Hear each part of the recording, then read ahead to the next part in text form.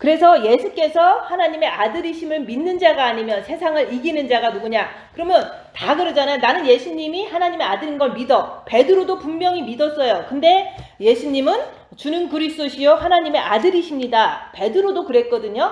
근데 진짜로 목숨이 경각에 달렸을 때 이게 군병들한테 예수님이 붙잡혀가서 고문받았을 때는 그 고문받는 그 순간에 자기가 예수님의 제자라는 걸 알면은 본인도 저렇게 예수님처럼 등을 채찍 맞고 감옥에 가두고 결국에는 십자가에 죽게 될 거를 두려워해서 그 순간에 열악한 상황에서 예수님을 배신했다는 것, 그것이 바로 한 번이 아니라 3번씩이나 배신했다는 것. 그거는 이 성경 속에 나오는 모든 제자들의 그 행동들, 실수들은요 다 우리의 인간의 모습인 거예요.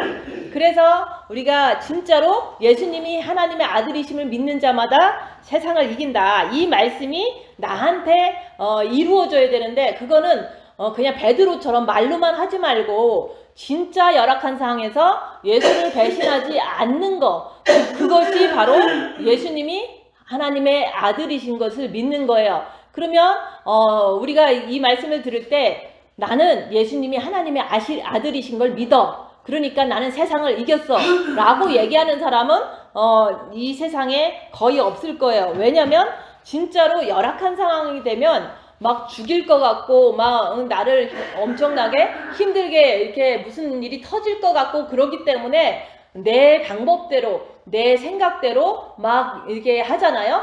그래서 진짜로 예수님이 하나님의 아들이심을 믿으려면은 내가 진짜로 열악한 상황에서 내가 하는 행동을 보라고 얘기하는 거예요. 만약에 이제 가정에서 자식이 잘못을 했어. 그러면은 그 자식이 잘못을 한 거는 본인도 이 세상을 뭐 살다 보니까 유리 사탄이 있으니까 잘못을 할 수 있는 거죠. 나도 그 나이에 그렇게 했다는 걸 알면서도 우리는 그냥 버럭 화를 내잖아요. 잔소리 하잖아요. 그걸 보면은 우리가 잔소리하는 이유가 내 자식이 잘못되면 안 되니까, 내 자식이니까 올바르게 가르쳐야 돼, 이런 어떤 내중심적인 육신적인 사고방식으로 우리는 자식들한테 잔소리를 하는 거거든요. 그래서 진짜로 예수님이 하나님의 아들이신 것을 믿으려면은 우리가 이렇게 자기 자신을 봐야 돼요. 자기 자신을 보는데 오늘도 열악한 상황에서 나는 육신대로 죄를 짓더라, 그것을 내가 봤다면 내가 아직도 이런 열악한 상황에서 주님을 의지하는 게 아니라 내 육신에 있는 사단을 향해서 오늘도 내가 행동했구나, 그것을 인정하라고 얘기하는 거예요. 그래서 우리가 진짜로 예수님이 하나님의 아들이신 걸 믿는 사람은요, 남이 뺨을 때려도 주님께서 내 안에 계시니까 이런 열악한 상황에서 저 안에 있는 사탄, 내 안에 있는 사탄 다 움직이니까 이 사탄에서 이길 수 있는 것은 내 안에 계신 주님, 빛이신 주님만 붙잡으면 나는 이길 수 있어, 이런 어떤 지식과 함께 마음으로 주님을 붙잡을 때 그때 우리는 죄를 짓지 않는다, 그 얘기를 하는 거예요. 그래서 이런 상황이 반복적으로 훈련을 했던 거예요. 그래서 진짜로 많은 사람들이 나를 비난을 해도 저 사람들이 비난하는 것은 사단이 있어서 비난하는 거거든요. 그럴 때는 그 상황에서 나는 죄짓지 말아야 되니까 주님만 붙잡고 가만히 있는 거예요. 그러면 빛이 어둠보다 더 세거든요. 그래서 아무리 어둠들이 몰려와도 나는 주님만 붙잡고 있으면 빛이신 그 예수님, 그 빛이신 하나님의 아들 예수님이 나를 지켜주신다는 것을 진짜 믿기 때문에 무슨 일이 있으면 주님만 붙잡고 가만히 있는 거예요.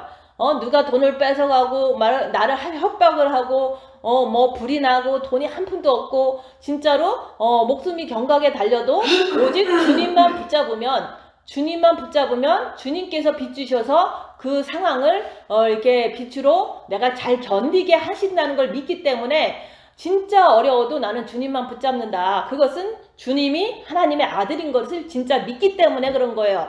그래서 우리는 어려울 때 주님만 붙잡고 있는 것이 가장 중요하다 얘기하는 거예요. 근데 그게 훈련이 안 되니까 어려울 때는 막 이렇게 먼저 행동부터 하고서 보는 거잖아요. 그거는 예수님이 하나님의 아들인 거를 믿는 게 아니라 육에 있는 사탄이 내 아버지다 라고 믿기 때문에 육에 있는 사탄을 쫓아가서 죄를 짓는 거예요. 그래서 우리가 여기 5장 5절 말씀만 우리가 진짜로 이해한다면 입 다물고 손해보고 낮아지고 섬기고 그냥 어떤 이렇게 불합리한 이렇게 대우를 받아도 나를 너무 짓밟아도 주님만 붙잡고 있는 그 마음 자체가 예수님이 하나님의 아들이십니다 라고 내가 믿는 거다 얘기하는 거예요. 그런 사람은 세상을 이긴 자가 되는 거예요. 그래서 진짜로 그리스도의 신부는요 이렇게 간혹 간증 같은 거 들어보면요 그냥 이런 간증 저런 간증은 일시적인 거예요. 근데 장기적으로 내가 핍박을 받았는데 그 안에서 그 핍박을 주는 사람을 주님 저 사람이 몰라서 저러니까 용서해 주세요. 저 사람이 회개할 수 있도록 주님 길을 인도해 주세요. 이렇게 기도하는 사람은 그거는 바로 세상을 이긴 자예요. 그래서 예수님께서도 십자가에서 그랬잖아요. 저들이 하는 일을 저들이 몰라서 나를 이렇게 십자가에 걸고 모욕을 주고 죄인이라고 손가락질하고 있는데 주님 저들이 몰라서 그러니까 저들을 용서해 주세요. 그래서 그들 중에서 회개한 사람들이 많이 이제는 그 후에 예수 믿고 복음을 전하는 사람들도 됐잖아요. 그래서 베드로도 내가 진짜 하나님의 아들인 거를 몰라서 두려워서 나를 배신했더라. 그러니까 용서함으로 베드로가 완전히 이제는 주님을 믿게 됐기 때문에 그때 이후로는 절대 배신을 하지 않고 순교한 거예요. 그래서 우리가 진짜로 예수님이 하나님의 아들이신 거를 말로만 하지 말고 머리로만 하지 말고 내가 어려울 때 주님 붙잡고 있으면 내가 죄 안 짓고 견딜 수 있는 그것을 예수님께서 나를 내 안에서 이렇게 빛으로 도와주시기 때문에 나는 죄를 안 질 수 있다는 거를 그거를 우리가 꼭 믿어야 되는 거예요. 그래서 내가 죄를 안 짓고 싶다 이런 마음이 있을 때 내가 예수님을 붙잡아서 주님이 도와주시는 거지 죄를 짓던 말던 죄가 뭔지도 모르겠다 이렇게 하면은 예수님이 붙잡지도 않고 예수님이 도와줄 이유도 없잖아요. 그래서 우리가 베드로의 모습이 내 모습이고 근데 베드로는 용서받은 이후로는 목숨을 걸고 순교했다는 거. 그래서 우리는 순교자가 돼야 되는데 그 공산권에 사는 사람들은 대부분 다 순교했어요. 크리스찬들이 기독교인들이 이제 처음에 초창기 공산권으로 들어가는 나라들은 기독교인들을 다 잡아다가 감옥에 가둬갖고 예수를 부인하면은 살려준다라는 것을 이제 자꾸 얘기를 해도 그 사람들은 예수를 부인하지 않고 감옥에서 죽는 사람도 많았고 감옥에서 13년 동안 모진 고문을 매일매일 받는 거예요. 그래서 그 결과 거기서 가장 큰 결과는 뭐냐면 이제 너무 고문받을 때는요, 어떻게 해서 주님 붙잡고, 어떻게 해서 마음의 기도하고, 이런 것들이 되지를 않아요. 너무 아프니까, 그냥 주님만 붙잡고 견디려고 하는 거예요. 내가 예수만 부인 안 하려고 엄청 견딘 거예요. 근데 그 13년 동안 하루도 빼놓지 않고 고문당할 때, 그 사람이 알아지는 것은 예수님만 붙잡으려고 엄청 노력했다는 거. 그래서 우리가 성경 구절도 생각이 안 나는 거예요. 왜냐면 너무 고문당할 때는요 오직 예수만 붙잡으면 된다는 것밖에는 없어요.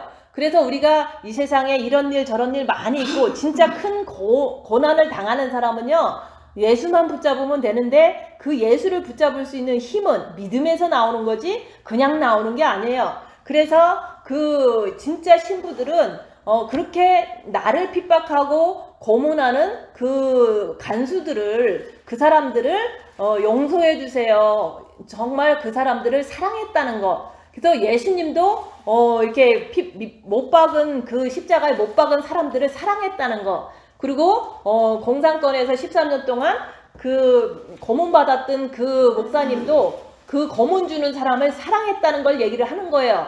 그러면 원수를 사랑한다는 사람들은 신부가 됐다 그 얘기를 하는 거예요. 근데 그렇게 한 사람들은 별로 간증이 없어요. 그냥 이제 그렇게 될 수 있는 거는 그 사람이 13년 동안 고문 주는 간수들을 사랑했다는 그 자체가 신부가 됐다는 것을 우리가 이제 말씀을 통해서 알 수 있잖아요. 그러면 나도 신부가 되고 싶은데 그러면 이 편안한 세상에서 그렇게 옆에서 고문 주는 사람도 없잖아요. 근데 우리의 삶 속에서 이제 나보다 힘이 센 남편들이 대부분 이제 이렇게 고문을 주잖아요. 이렇게 좀 억압하고 좀 이제 이렇게 강요하고 좀 그런 일들이 많이 있잖아요.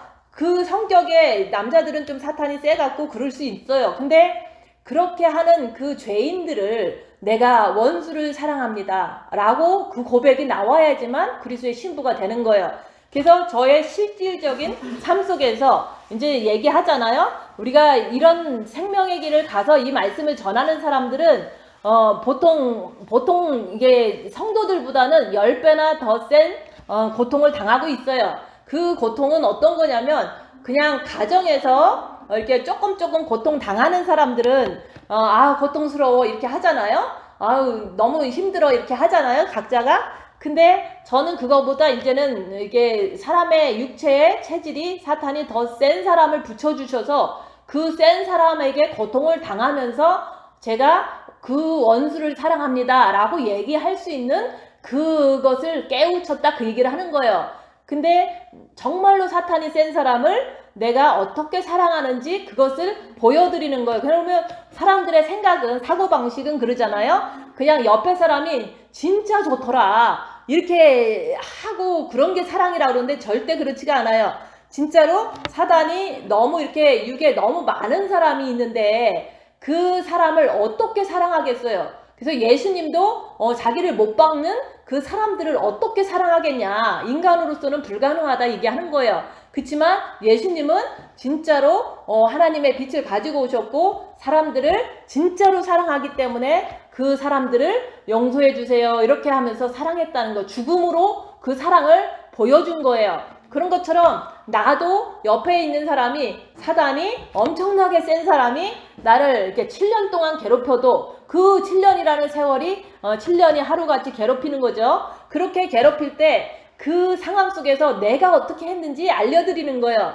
그 내가 진짜로 피 터지는 그 고난 속에서 오직 그 사람이 사탄이 많아서 저렇게 제멋대로 하는구나 라는 것을 인정하고 머리로 인정하고 그 다음에 그 상황 속에서 같이 재지면 안 된다. 그래서 늘 주님만 바라보고 끝까지 이렇게 너무 고난당하면요 밥을 먹을 수가 없을 정도로 힘들어요. 그러면 밥을 못 먹어도 주님만 붙잡고 있는 거예요. 주님 붙잡고 있으면 그 주님 붙잡는 거로 인해서 빛이 들어와요. 그래서 고난 속에서 주님을 붙잡을 때 빛을 받는다. 그래서 고난 받으면서 저는 상대방에 있는 사단을 인정하고 그냥 나는 주님을 붙잡아서 빛을 받았다 그 얘기를 하는 거예요. 그래서 그 빛을 받고 또 받고 계속 받으니까 그래서 겉사람은 후패하나 속사람은 날로 새롭도다. 이게 무슨 뜻인지 아는 거예요. 그래서 너무 환경이 힘들고 옆에 사람의 핍박이 힘들 때 내가 겉사람은 후패한다. 그러나 내 속사람은 주님을 의지하고 주님을 더 붙잡아서 빛을 받는다. 그런 뜻인 거예요.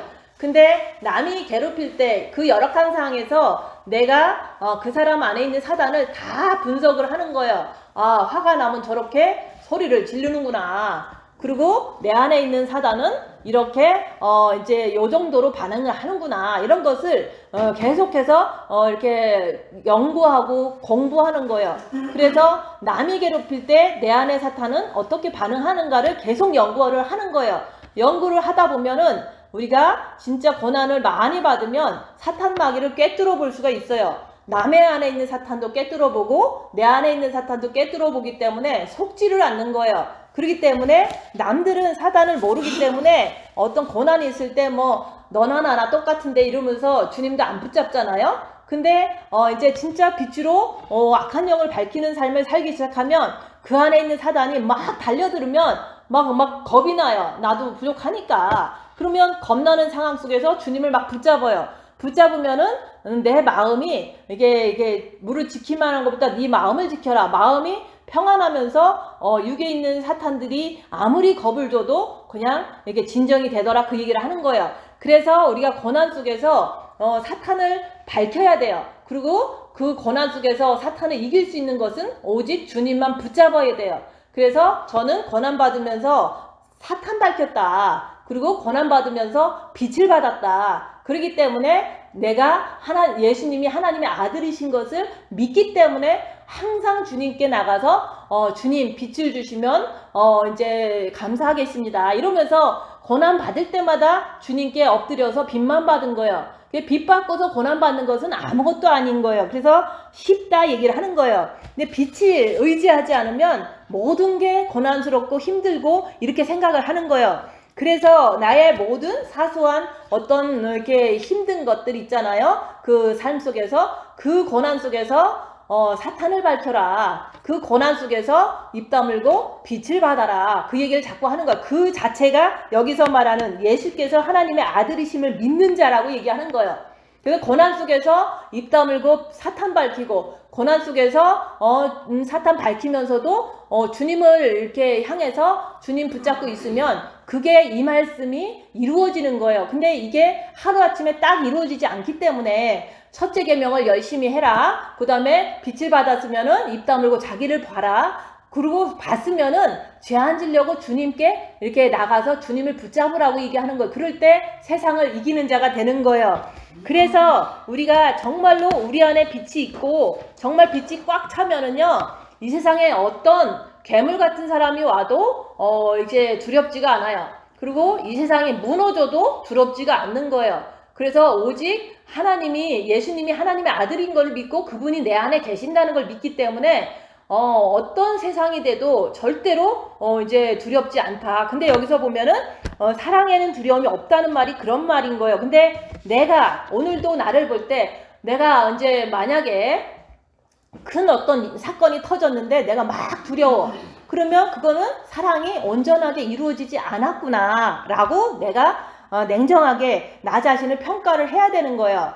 그리고 이제 사랑 안에 두려움이 없다고 그랬는데 진짜로 내가 남편이 죽어도 죽을 것이라도 내가 두려움이 없는 것은 내 안에 주님이 계시기 때문에 주님께서 인도하실 거야 라는 어떤 그 주님을 믿는 믿음이 있기 때문에 우리는 두렵지가 않는 거예요. 그래서 이 세상이 이제 그레이트 디프레션이라고 경제 공황이 와도 하나님께서 약속해 주셨잖아요. 포도주와 감람류는 포도주와 감람류는 해치 말아라. 성경 말씀을 믿어야죠. 왜냐하면 주님이 하나님이시니까, 하나님의 아들이 예수님이니까 예수님께서 하신 모든 말씀을 다 믿기 때문에 어떤 그레이트 디프레션이 와도 하나님께서는 나를 보호해 주신다는 약속의 말씀이 있기 때문에 절대로 두려워할 필요가 없고, 또 우리가 진짜로 병에 걸려도 두려워할 필요가 없는 거예요. 왜냐하면 병에 걸려도 내가 주님만 붙잡으면 천국 갈 수 있잖아요.